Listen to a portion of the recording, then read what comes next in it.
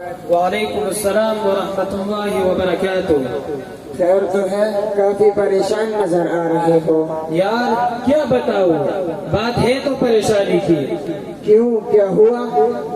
جی ہاں، ہمارے ایک پڑوسی زید کے گھر میں آج صبح بڑا ہنگامہ مچا، جس میں زید نے اپنے باپ پر گولیاں بھی چلائی اور گھر میں توڑ پھوڑ بھی کی۔ کیوں، کیا وجہ تھی؟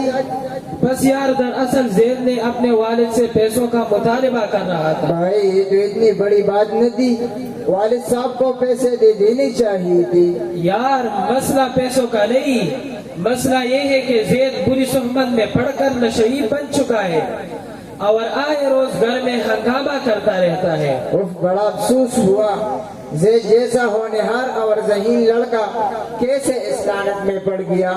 بھائی یہ کوئی تعجب کی بات نہیں، اس نشہ کی لعنت نے آج پورے معاشرے کو ایسی لپیٹ میں لے رکھا ہے کہ اللہ کی پناہ، ان پڑھ تو ان پڑھ پڑے لیکن تک اس برائی میں مبتلا ہے۔ یار یہ نشہ اتنی بری چیز ہے کہ انسان اپنے والد کی بے عزتی کر سکتا ہے۔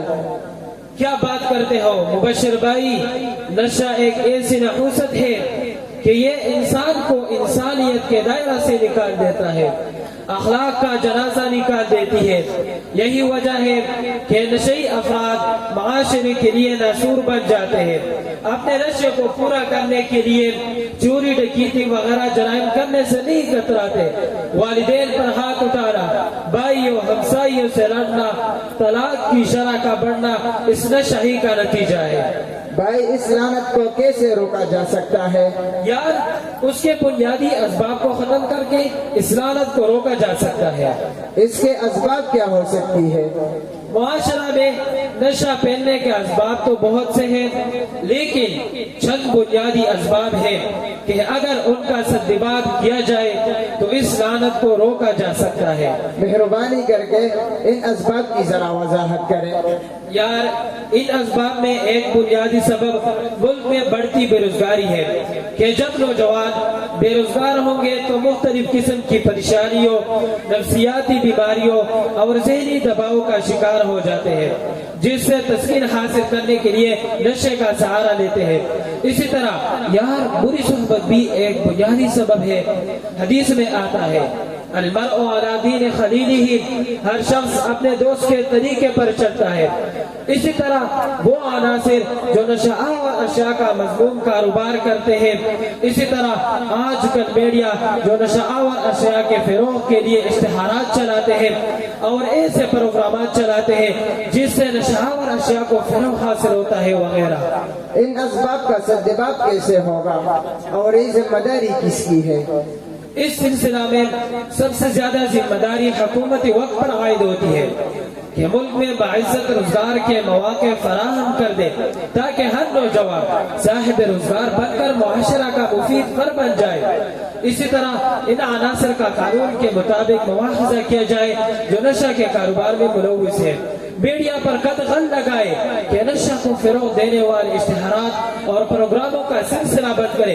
اسی طرح والدین کی ذمہ داری ہے کہ اپنے بچوں کی کڑی نگرانی کرے، غلط دوستوں اور مجلسوں میں ان کی شرکت کی روک تھام کرے۔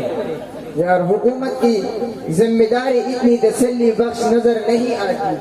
کیا ایسا کوئی متبادل نظام ہے کہ اس لعنت کو معاشرے سے کم کرنے میں معاون ہوا؟ جی ہاں، کیوں نہیں یار، شریعت کے نشہ کے اسباب کو حرام قرار دیا ہے تو اس سلسلہ میں مدارس دینیہ ایک اہم کردار ادا کر رہی ہے کہ وہ بچوں کی ایسی تربیت کرتی ہے کہ وہ ایک نیک مسلمان بن سکے، جس کی وجہ سے فطرتاً وہ ان بری اشیاء سے نفرت کرنے لگتا ہے۔ یار آپ نے کبھی نہیں دیکھا ہوگا کہ دینی مدارس کا کوئی طالب العلم اس لعنت میں مبتلا ہو اور نشہ کرتا ہو۔ اسی طرح علماء بھی اس سلسلہ میں ایک اہم کردار ادا کر رہے ہیں۔ اپنے واضح و خطبوں میں اسلامت کے دنیاوی اور اخروی نقصانات بیان کرتے ہیں. اسی طرح مختلف علاقوں میں علماء کی انجمن کام کر رہے ہیں. جیسے ہمارے گاؤں سربند میں فلاح دارین کے نام سے انجمن اس کے خلاف برسر پیکار ہے. میں بھی انشاءاللہ اسلامت کے خلاف ان علماء کرام کی کوششوں میں ساتھ دوں گا. بالکل ہم سب کو ان کا ساتھ دینا چاہیے. مبشر بھائی آپ کا بہت بہت شکریہ.